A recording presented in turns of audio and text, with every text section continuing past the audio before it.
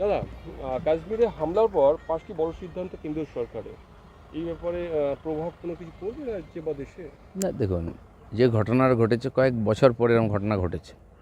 আর নূতন নির্বাচিত সরকার হওয়ার পরে সারা দেশ বিরোধীরা চেয়েছিলেন নির্বাচন করো, মানুষের গণতান্ত্রিক অধিকার ফিরিয়ে দাও। গণতান্ত্রিক অধিকার ফিরিয়ে দেওয়া মানে কি তার সুরক্ষার অধিকার থাকবে না? কেন এই সরকারের অধীনে এরকম হলো? এর আগেও এরাই এই টেরোরিজমকে বাড়িয়েছিল। তো দুর্ভাগ্যজনক ঘটনা। সেজন্য কেন্দ্র সরকার যেভাবে ওখানকার সমস্যাকে সমাধান করেছে, হ্যান্ডেল করেছে, পুরো ভরসা আছে মোদী সরকারের উপরে। তারা বাকিটাও করবেন, আগামী দিনে এরকম ঘটনা হবে না নিশ্চিত থাকবে। তো কিন্তু যেটা হয়ে গেছে খুবই দুর্ভাগ্যজনক, এত বড় প্রাণহানি। সবচেয়ে বড় কথা, কাশ্মীরের ইকোনমির উপর খুব চাপ পড়বে। প্রত্যেক বছর 1-1.5 কোটি পর্যটক যাচ্ছিলেন, ওখানকার মানুষ খুব আনন্দে ছিলেন, তাদের আয় উপায় হয়েছিল, শিকারা খুলে গেছিলো, হোটেল খুলে গেছিলো, গাড়ি ঘোড়া ইত্যাদি ব্যবসা হচ্ছিল, খুশি ছিলেন। এই একটা ঘটনা নড়িয়ে দিয়েছে, অনেক রকম ক্ষতি হচ্ছে। আমার মনে হয় কেন্দ্র সরকার খুবই সিরিয়াস, তারা এর বিহিত ব্যবস্থা করবেন। দূতাবাসও বন্ধ করে দেওয়া হয়েছে, ভারতীয় দূতাবাস যে পাকিস্তানে আছে সেটাও বন্ধ করে দেওয়া হয়েছে। এটা তো ডিপ্লোমেসির আগেও হয়েছে। আমরা এই ধরনের ঘটনার জন্য সার্জিক্যাল স্ট্রাইক করেছে সরকার। তো তারা যেটা ঠিক মনে করবেন, এর পিছনে কার হাত আছে সেটা খুঁজেও বার করবেন, আর এর সমাধানের সম্পূর্ণ ব্যবস্থা করবেন। প্রকাশ্যে হাফিজ সৈয়দের নয়া ভিডিও, জল আটকালে নরেন্দ্র মোদীর নিঃশ্বাস আটকে দেওয়ার হুমকি হাফিজের, কাশ্মীরের নদীর রং লাল হবে।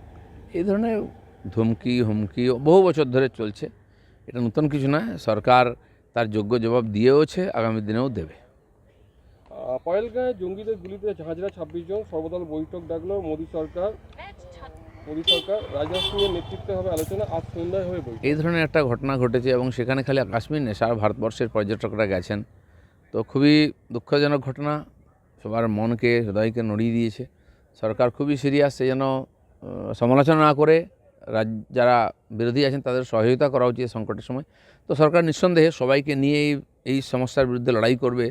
তো খুব ভালো পদক্ষেপ, সবাইকে একসঙ্গে লড়াই করা উচিত। চাকরিহাতে এসএসসি ভবনের সামনে অবস্থান বিক্ষোভ, আজ তার 4 দিন, কি বলবেন? দেখুন, অবস্থান, ধর্মঘট, ধর্না পশ্চিমবাংলায় এটা নতুন কিছু না। আর এই সরকার এমন এমন সমস্যা তৈরি করছে যার সমাধান খুঁজে পাওয়া মুশকিল। সমাধান তো করতে পারে না, সমস্যা তৈরি করে প্রতিদিন, নিজেরাও জড়িয়ে যাচ্ছে। কিন্তু দুর্ভাগ্যের বিষয়, পশ্চিমবাংলার ভবিষ্যৎ অন্ধকার হচ্ছে। আজকে 26,000 শিক্ষকের চাকরি চলে যাওয়া মানে কত স্কুল শিক্ষকহীন হয়ে গেল, কর্মচারীহীন হয়ে গেল। সেখানকার হাজার হাজার ছাত্রছাত্রী, লক্ষ লক্ষ ছাত্রছাত্রী, তাদের ভবিষ্যৎ অন্ধকার। তারা সমাজের সবচেয়ে গরিব পিছিয়ে থাকা সমাজের থেকে আসেন সেই বাচ্চারা, যারা নিজের প্রাইভেট স্কুলে পড়তে পারে না পয়সা দিয়ে। তো তাদের ভবিষ্যৎ অন্ধকার। কবে আবার পরীক্ষা হবে, এদের চাকরি কী হবে, ততদিন তাদের পড়াশোনা কী হবে, খুবই চিন্তার বিষয় এটা। চলো। Thank you.